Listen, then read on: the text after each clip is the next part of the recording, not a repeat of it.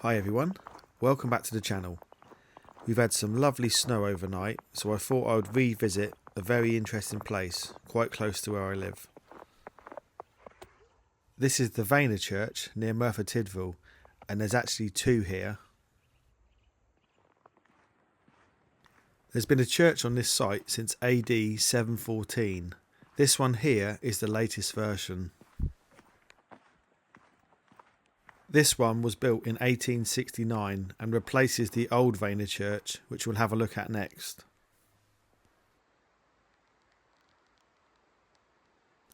The first thing you notice is this rather unusual tower that was remodelled back in 1969. The original steeple was in a very bad condition, so £2,000 later this is what they came up with. I think you'll agree the original one was a lot prettier.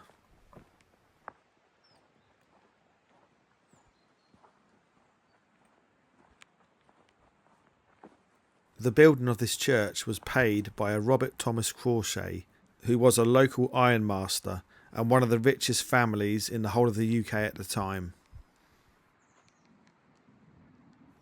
He's buried in this graveyard, and this is his actual grave, a really big one, and apparently the granite top on his grave is 11 tonne in weight.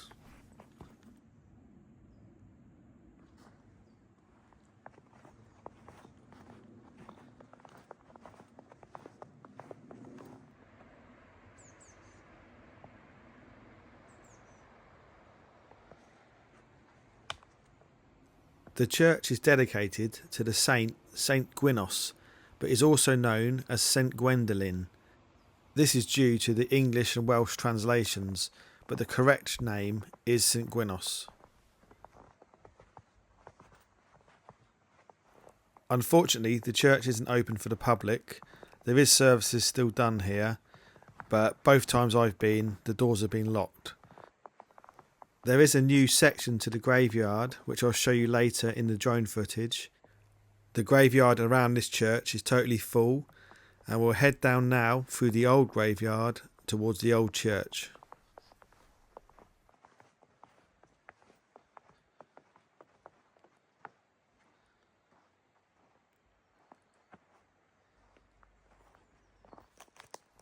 This would have been the original graveyard, and it's in a really bad condition.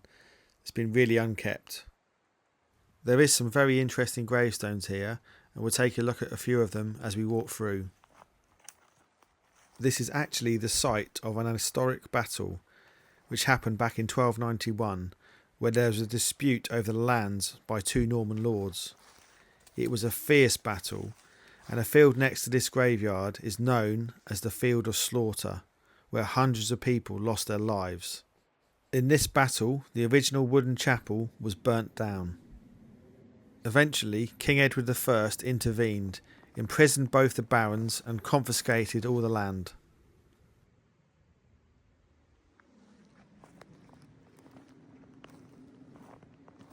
There's two Commonwealth graves here from the First World War, and sadly, it's a pair of brothers. Firstly is Private Albert Woodyat. He was born in September 1898 and he died Christmas Eve 1917, aged just 19. Next to him is his brother Sergeant Charles Woodyat. He was born in 1887 and died the 21st of June 1915, aged just 28. He left his widow Hannah Mary Woodyat, who lived in Merthyr Tydfil. And perhaps even sadder, this gravestone reads, "In memory of Mary, daughter of Evan Williams, who died March the 25th, 1833, aged just 10 months. Evan is also buried here with his daughter."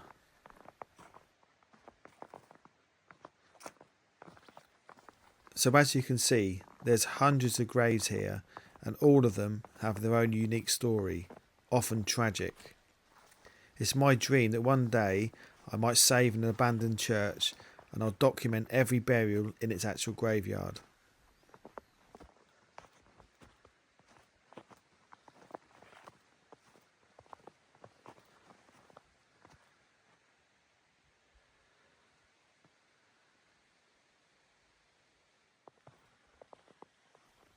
So this is the remains of the original church, which was built in 1295, 4 years after that vicious battle and when the last church was burnt down. Half of this church is actually gone now, but I did find an old picture that I'll add in a second that shows the church in its full glory.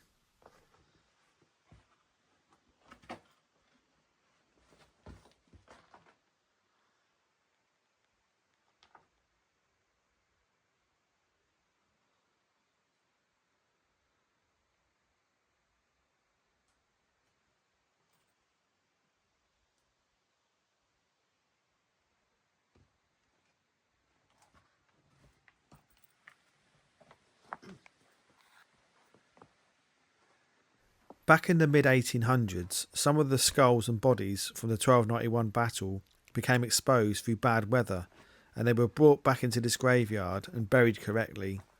I did read that this happened again in the 1970s, where bad weather caused a mini landslip and their bodies became exposed again and entered the little river which passes by. They were recollected and buried again. So there's no surprise to me that there's many stories of ghosts that wander around this graveyard. Over the years, thousands of people have been buried here. And as you just heard, some of them have been buried more than once.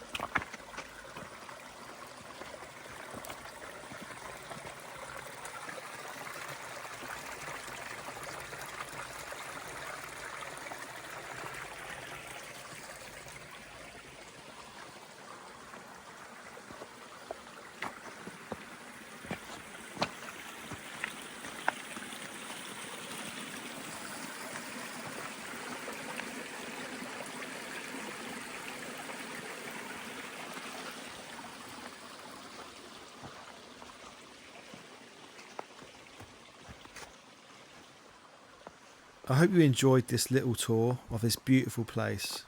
Please like and subscribe to help the channel grow, and I'll leave you with some more amazing aerial footage. See you all soon.